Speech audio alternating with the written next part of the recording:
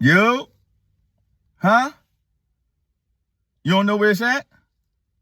You misplaced it? Oh, you don't know where to put it?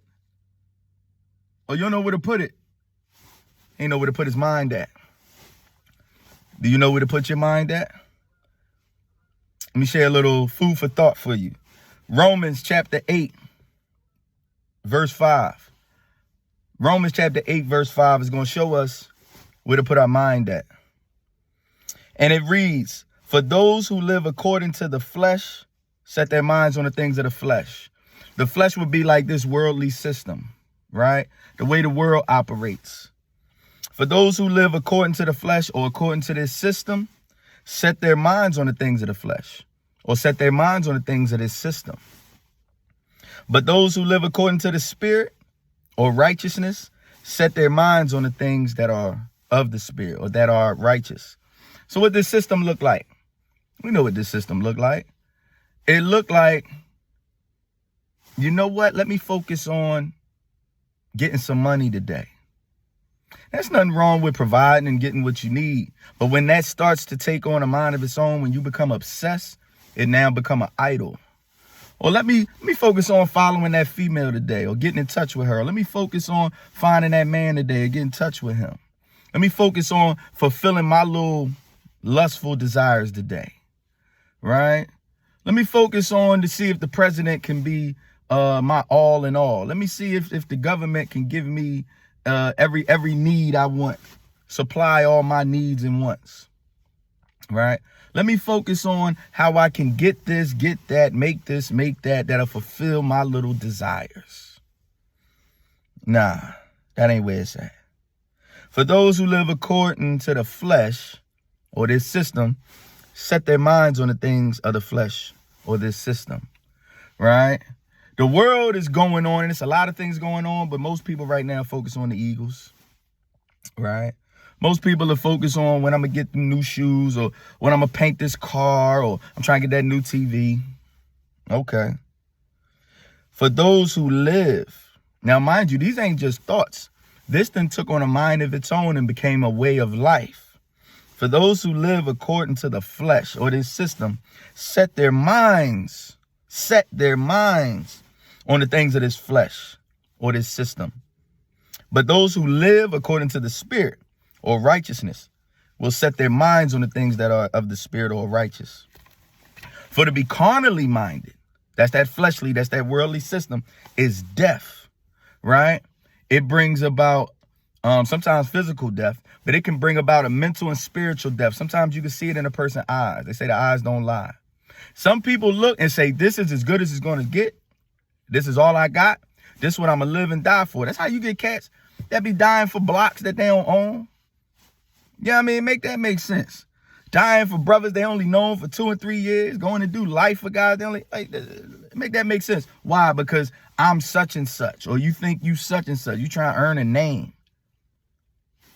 That's worldly minded.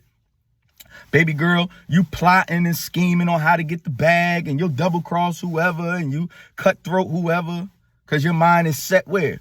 On the bag. It's set on this system. Right now, you'll know if your mind's set on this system when all you focus on is what women ain't doing or what men ain't doing. Your mind is set on the things of the flesh, set on the things of this system. Not saying it ain't a discussion that need to be had. Because right now, our people are in quite a conundrum. We're the only people on the face of the planet Earth that we hate the opposite sex of each other. The men have a disdain, a bad taste in their mouth when it comes to our women. Our women dang near hate us, right? It is crazy. And I know most of us don't know who we are, right? They call us black. You're not black. You are the tribe of Israel, right? You're the people of the nation of Israel. I'll put that in another teaching, or you could do your own research. And with that, there's a culture that comes. And the culture that comes is opposite of what we've been taught. This system or this flesh has taught us to crave and desire what is not important. And they've been pushing that in our faces since we was little. So that's why a lot of us know a lot about what is not important. And the things that are important, we have very little clue. right? We don't know that they're trying to digitize our currency. We don't know that we're dang near in a World War III. We don't know that famine is on the way, right? We don't know that they're trying to chip our people up. They don't know that from the rainbow community, that was just the beginning, right? You don't know that they're trying to legalize pedophilia, bestiality. You don't know these things, right? A lot of them don't. A lot of times you don't know that they're trying to incorporate robotics rights, right? You don't know much about these demonic forces, the fallen angels, and that, because our minds have been set on this system. Meanwhile, there's things going on all around us that are influencing your children, influencing you, influencing your spouse, your parents, your household, right? So it's like, yeah, I told you I was going to tell you where to put your mind at. I'm trying to tell you where to put his mind at, y'all. Where's your mind at? So he says, verse 5, for those who live according to the flesh set their minds on the things of the flesh. But those who live according to the Spirit, the things of the Spirit. For to be carnally minded is death, but to be spiritually minded is life and peace. Because the carnal mind is enmity against the Most High. It's enmity against God. It's beef. It's strife. When you focus on this world system, you're not focused on the Most High system. The Most High got a system. He got its own laws. And I know that word law, it leaves a bad taste in our mouth, right? Really, the Torah, which is the Most High's constitution, which is our culture, our covenant, is really the teaching and instructions, right? So teaching and instructions usually symbolize wisdom. And a lot of times you don't even know your heritage and your culture, right? We even have a certain way we're supposed to dress, a certain way we're supposed to eat, a certain way we're supposed to conduct business, a certain way we're supposed to engage with marital situations, how we're supposed to raise our children, how we're supposed to deal with one another, and how we're supposed to love our Creator, right? So it says, verse 6, to be carnally minded or to be focused on this system is death, but to be spiritually minded is life and peace. And that's what a lot of people are chasing. Peace. Peace. He says, I'll give you a peace that surpasses all understanding, right? So he can give a peace even when your situation ain't the way you think it should be.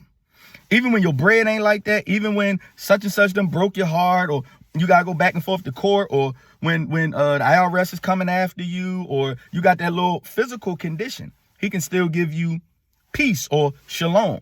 Shalom is taking control of the chaos in one's life or keeping the chaos out. All right, so that's just a little gem I'm dropping in your culture. This is your heritage, okay? For to be carnally minded is death, verse 6, but to be spiritually minded is life and peace. Because the carnal mind is enmity, it's at war with the Most High. It is not subject to the laws of God, nor indeed can be. So then those of the flesh, or those that are walking according to the flesh or according to the system, you can't please the Most High. Right? And you'll hear me use terms like Most High. You won't really hear me say God much. That's only for colloquial purposes. But mainly you'll hear me say Most High, or the name of the Creator, which is Yahuwah. You've heard some pronounce it Yahweh, but it's really more Yahuwah or Yahweh. Right? And I know you saying, brother, I don't even know what you're talking about. That don't even sound like it make no sense. Bear with me. Right now, the Most High is calling me to kind of walk you through some stages. And though there may be 30 to 40 people listening to this, it's really only about 2 that's going to catch it. And maybe you're the 1 or maybe you're the 2. But if you know me long enough, you know I've been a lot of things, but one thing I've never been is dumb. All right, for those that know me. So maybe if you know my past and you know all the craziness and wickedness I've done, then maybe you can look and say, hey, man, that brother's changed. What changed him? Let's set our mind in the right place. Romans 8, back to verse 5. For those who live according to the flesh set their minds on the things of the flesh, right? This worldly system is crazy. You turn on the news and the news ain't reporting no news, right? It's reporting some fluff. That's why sometimes I would encourage people to look at news sources outside of America. All right. Look at news sources outside of America to see what's going on in the world around you. All right. Don't get consumed with the social media. Don't get consumed with the red pill content of always the women ain't doing this or the men ain't doing this. No. That stuff keep you single. That stuff keep us at beef with each other. right? Some of these fake pastors, they are playing on our women's emotion. They aren't really teaching. Some of them ain't really teaching the truth. And this ain't no indictment. A lot of them are only teaching what they've been taught, regurgitated dogma. That's what it is. You know, cemetery, or what they call seminary taught. What I'm giving you is what most people on the planet Earth have never actually read. And this is the Bible, though you've heard it talked about, or the Holy Writ. But I'm telling you, this is your heritage and your culture, because this book was written to our ancestors. So this is one of our ancestors, a brother named Paul. Why I say ancestors, right?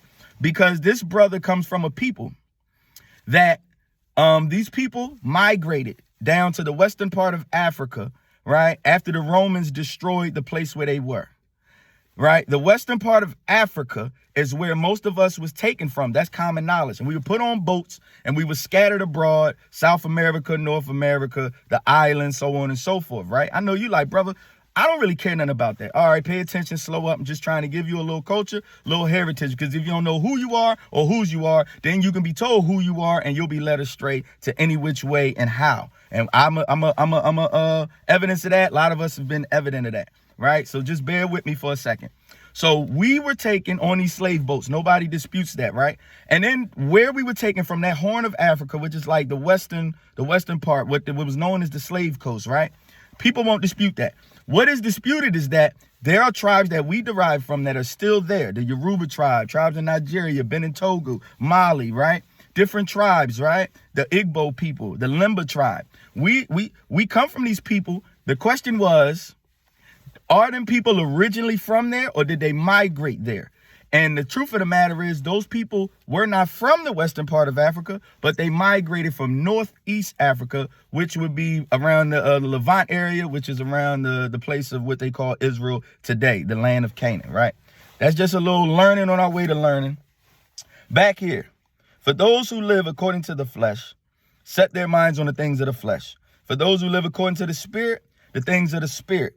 For to be carnally minded is death, but to be spiritually minded is life and peace. Life and death are in the power of the tongue. With the power of our words, you can build somebody up, or you can tear them down. You can build your children up, or you can tear them down, right? So then we also got to watch what we watch and watch what we listen to in our eye gate and our ear gate. Be very cautious of what you allow to enter you. This is your diet. The same way you're cautious about what you eat. Right? If you eat Junior Bacon Whoppers all the time and a bunch of snack food, you know you're going to be sick. Yet we indulge and we devour poisonous food spiritually inside of us. And then we wonder why we're sick. So now we're trying to learn how to set our minds in the proper place.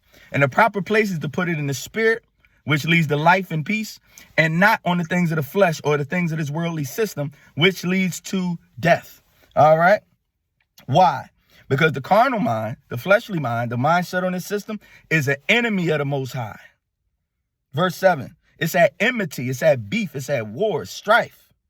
For it is not subject to the law of the Most High, nor indeed can be. What you mean the law, bro? What are you talking about? These commandments, the law, the instructions. You have a culture. Don't have no other gods before him. Don't bow down to no graven images. Don't be materialistic, right? Don't take his name in vain. I told you his name, Most High Yahuwah. Or Yahweh, right? Honor the Sabbath. Most of the people that wound up in trouble is on the Sabbath. Sabbath is from Friday night sundown to Saturday night sundown. Honor thy mother and thy father. Don't steal, don't kill, don't murder, commit adultery, don't be covetous, don't bear false witness. All that talking about each other. This is our culture and our heritage. And I'm just trying to show you a little bit so we can set our minds on the things of the spirit and not on the things of this worldly system, which is the flesh. One leads to life and peace. One leads to death. Yo, okay, you got in the right spot. He got his mind in the right spot, y'all. Love y'all much. Shalom.